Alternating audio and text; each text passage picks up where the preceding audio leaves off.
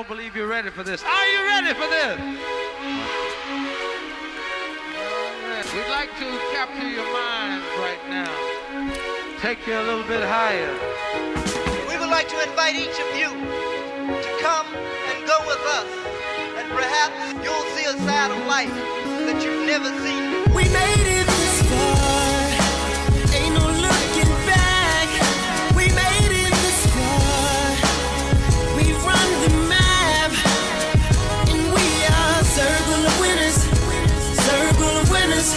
Winner circle. Circle of winners. Circle of winners. Winner circle. Yo. What's good, everybody? It's your man Barry Bondz, straight no chaser. You already know what time it is, all right? So if the truth pisses you off, then allow me to do the honors. Now listen, real quick, I'm on my way to the crib. Just driving, had a quick thought I wanted to share with you. So, I saw a nifty little Cadillac commercial the other night with one of our greatest race baiters on there, Tamika Mallory. All right, now look. Let me preface this by saying I don't have anything personally against Tamika Mallory or my son, okay? I think that they are good people, but I do think that they're getting the bag and securing the bag off of the death and extermination of black men. And I don't like it. I really don't like it, okay? It's just like Benjamin Crump. Ambulance chaser extraordinaire. Whenever something happens, whenever a black man gets killed, whatever happens, all right, he's always on the scene because he's trying to get the family that check.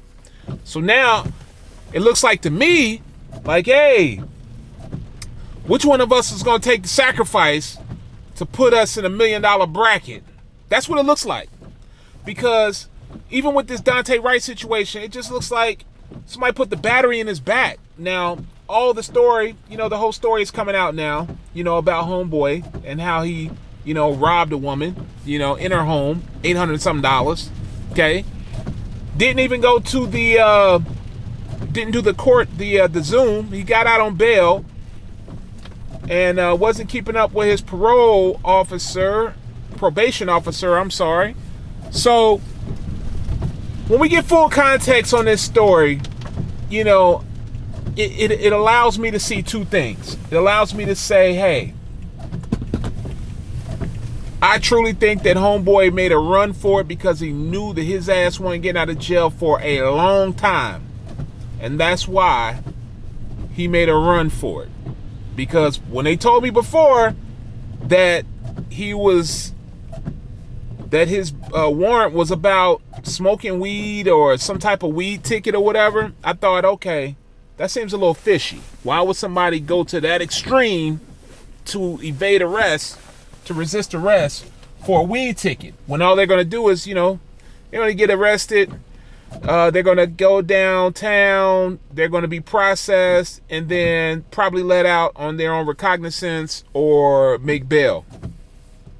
But as the story continues and unfolds, we find out all this other stuff.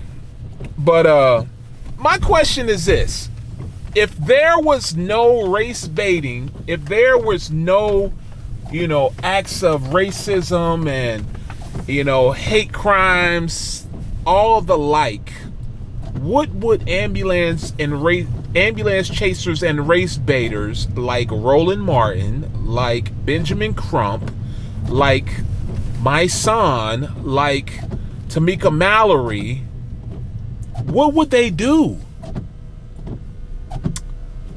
What would they do? Like Black Lives Matter, what would they do? How would they earn a living?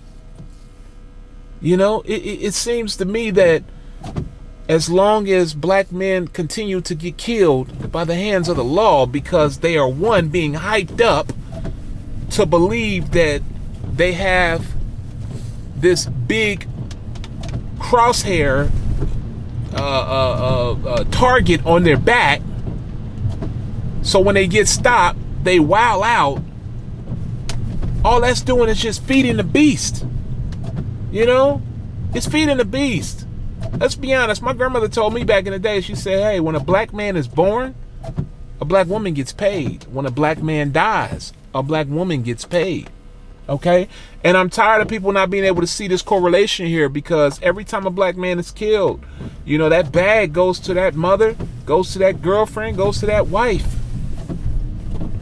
Okay? That's what happens. This is what's really going on right now. People are actually dying. There's no coming back from death. There's no do-over. There's no, hey, let's hit the reset button and, you know, give a second chance. That doesn't, that's not happening. So this is really serious. And I really wish people would at least start to think a little clearer about this and ask questions about this, because it's obvious as shit. Super obvious. I don't know, man. At this point in time, whole thing looks fishy to me. You know? As the deaths, as the bodies pile up, you know, the leftists, I mean, they're just sitting here just reveling in all of it, because all it's doing is creating more hype and hysteria for them.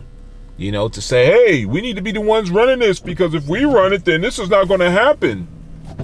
When that's just so far from the truth, because they're actually feeding this hysteria, which has young men like Dante Wright wanting to resist arrest, when all he had to do was let him slap the cuffs on, go down to central booking, and bond out, or be let go.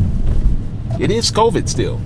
So I don't get it, man. I'm asking that, I'm posing that question, you know. I'm going to do some research and come up with something so that I can come up with some more information so that I can support my argument, because I think that's probably what you guys will be really good for you guys to hear. So as always, if the truth pisses you off, allow me to be the one to do it, and positive minds move forward. Like, share, and subscribe. I'm holla at y'all in a minute. Peace.